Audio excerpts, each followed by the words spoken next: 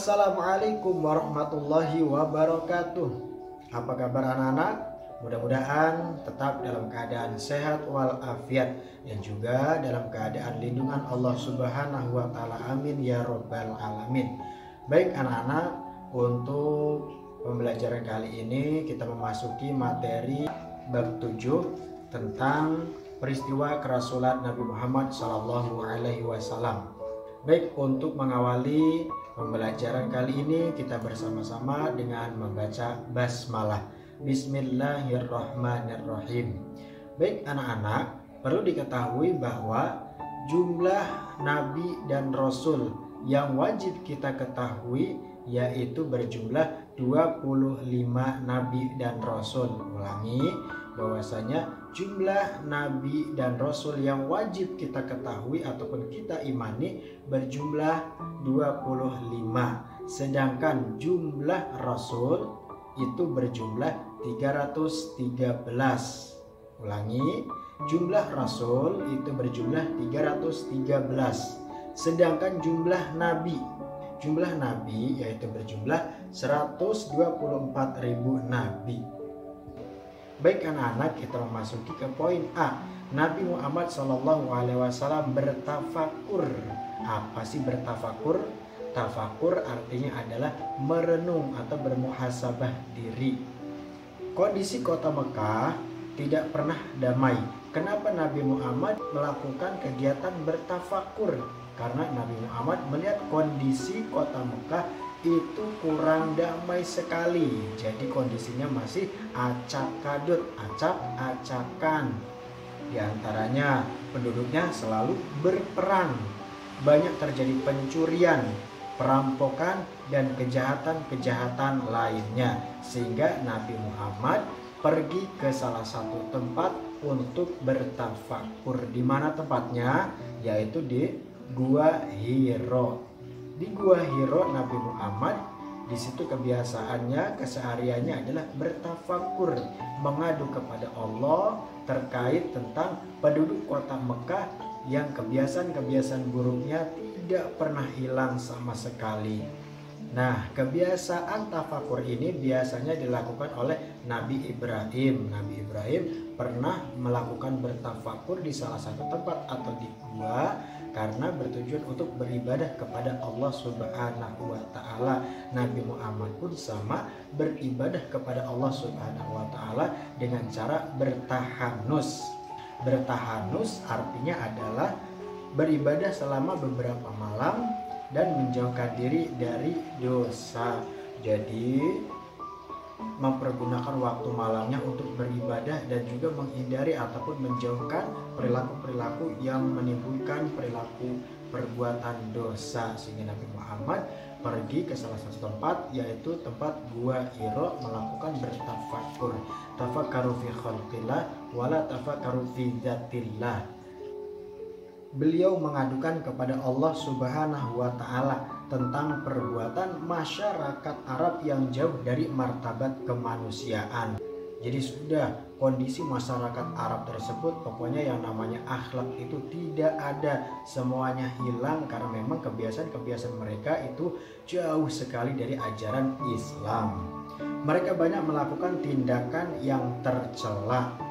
Nabi Muhammad SAW sangat prihatin dengan keadaan tersebut dan berharap suatu ketika dapat memperbaikinya. Jadi Nabi Muhammad berharap kepada Allah Subhanahu wa taala supaya tujuan dari tafakur ataupun merenungkan diri tersebut mampu menghasilkan buah dari hasil renungannya, yaitu suatu saat saya bisa memperbaiki keadaan ataupun kondisi perilaku-perilaku masyarakat Arab khususnya.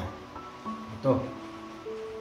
Di tengah keheningan ibadah Nabi Muhammad SAW, masyarakat jahiliyah juga melakukan ibadah di beberapa tempat tertentu. Di antaranya adalah Al-Makkah, Al-Qaryah, Bal, Ba'la Syaman, Baitul Haram, Sarwah, Zu Asyara, Nabawa, Zul Khalsah, Ri'am, Balqis, Astar, Roda, Uqaisa, Ka'bah, Najran. Itu adalah tempat-tempat ibadah bagi masyarakat Arab pada peribadatan-peribadatan, tentunya di tempat-tempat yang sudah ditentukan oleh masyarakat Arab tersebut. Sejak kecil Nabi Muhammad SAW sudah mengenal tempat-tempat tersebut, tetapi beliau tidak pernah pergi beribadah ke tempat itu. Jadi Nabi Muhammad pun sejak kecil sudah tahu bahwasanya itu tempat peribadatan orang jahiliyah, tapi sedikit pun Nabi Muhammad tidak pernah ikut-ikutan dalam beribadah gayanya orang jahiliyah. Jadi adem ayem. Nabi Muhammad SAW sejak kecil telah menghindari cara beribadah orang-orang jahiliyah yang menyembah patung atau berhala, menyembah matahari, menyembah bulan, menyembah bintang, menyembah pohon dan air ataupun sebagainya. Jadi Nabi Muhammad sudah tertanam bahwasanya dirinya sudah tertameng ataupun sudah dibatasi, sehingga tidak mungkin mereka mengikuti kebiasaan-kebiasaan orang jahiliyah dalam menyembah berhala, patung ataupun menyembah bulan, matahari, pohon, bintang dan air ataupun sejenisnya. Bahwasanya hal tersebut merupakan perbuatan musyrik, yaitu menyekutukan Allah Subhanahu wa taala. Langsung saja ke halaman 98 poin B. Nabi Muhammad SAW menerima wahyu pertama. Nah, di usia 40 tahun Nabi Muhammad SAW menerima wahyu yang pertama. Apa sih wahyu pertamanya itu? Kita bahas saja sedikit. Bahwasanya ketika usianya genap 40 tahun, Nabi Muhammad SAW mengalami peristiwa yang sangat luar biasa saat dirinya sedang menyendiri dan beribadah di dalam gua Hiro. Beliau didatangi makhluk yang belum pernah beliau lihat sebelumnya. Makhluk itu adalah malaikat Jibril, malaikat yang bertugas menyampaikan wahyu dari Allah Subhanahu wa taala. Malaikat Jibril muncul dalam wujud manusia. Jadi dalam peristiwa ketika Nabi Muhammad sedang menyendiri di dalam gua Hiro, Nabi Muhammad didatangi oleh salah satu makhluk yang bernama Jibril. Ternyata Jibril ini adalah makhluk Allah dari bangsa malaikat berwujud manusia. Untuk apa? Untuk menyampaikan wahyu dari siapa? Dari Allah Subhanahu wa taala melalui malaikat Jibril, disampaikan untuk baginda Nabi Muhammad sallallahu alaihi wasallam. Diulang, bahwasanya malaikat yang menyampaikan wahyu yaitu malaikat Jibril. Malaikat Jibril menyampaikan wahyu atas perintah Allah Subhanahu wa taala yang akan disampaikan melalui perantara malaikat Jibril untuk Nabi Muhammad sallallahu alaihi wasallam. Tubuh Nabi Muhammad sallallahu alaihi wasallam sangat menggigil ketakutan ketika malaikat Jibril mendekatinya. Jelas karena kaget, karena di dalam gua sendiri tiba-tiba ada wujud malaikat Jibril yang menyerupai seorang manusia ataupun laki-laki, seorang manusia. Karena sifat malaikat itu bukan laki-laki, juga bukan perempuan.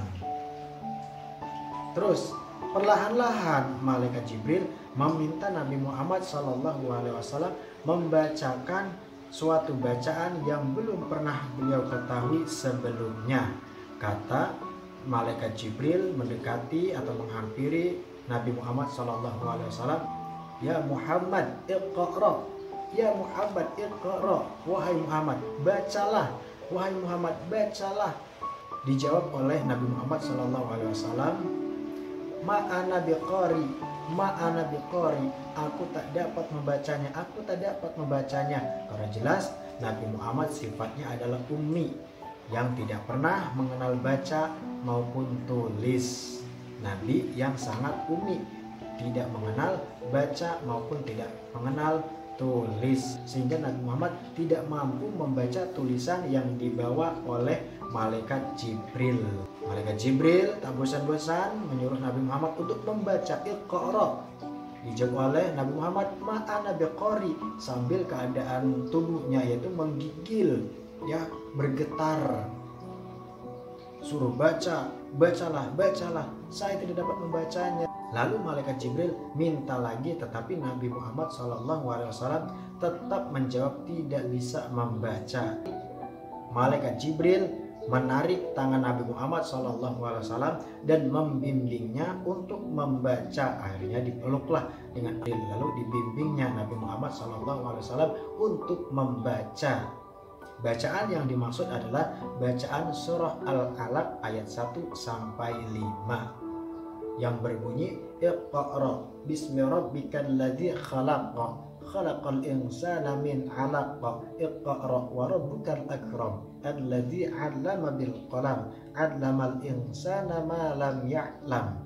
Itu ternyata wahyu yang pertama kali diturunkan atau disampaikan dari Allah Subhanahu wa taala melalui perantara malaikat Jibril, disampaikan untuk ataupun kepada Nabi Muhammad sallallahu alaihi wasallam berupa Quran surat Al-Alaq ayat 1 sampai 5. Yang artinya adalah bacalah dengan menyebut nama Tuhanmu yang menciptakan. Yang kedua, dia telah menciptakan manusia dari segumpal darah. Yang ketiga, bacalah, dan Tuhanmu lah yang maha mulia, yang mengajar manusia dengan pena. Dia mengajarkan manusia apa yang tidak diketahuinya. Diulang lagi, bahwasanya Nabi Muhammad SAW menerima wahyu yang pertama, yaitu dari Allah Subhanahu wa taala melalui perantara malaikat Jibril, disampaikan untuk Nabi Muhammad SAW berupa Quran surat Al-Alaq ayat 1 sampai 5. Itu peristiwa tersebut dikenal dengan sebutan nuzulul Quran. Itu ya kira-kira pembahasan tentang Nabi Muhammad SAW menerima wahyu yang pertama. Itu saja yang dapat Pak Guru sampaikan. Kita akhiri materi pembelajaran kali ini dengan bersama-sama membaca hamdalah. Alhamdulillahirabbil alamin. Wassalamualaikum warahmatullahi wabarakatuh.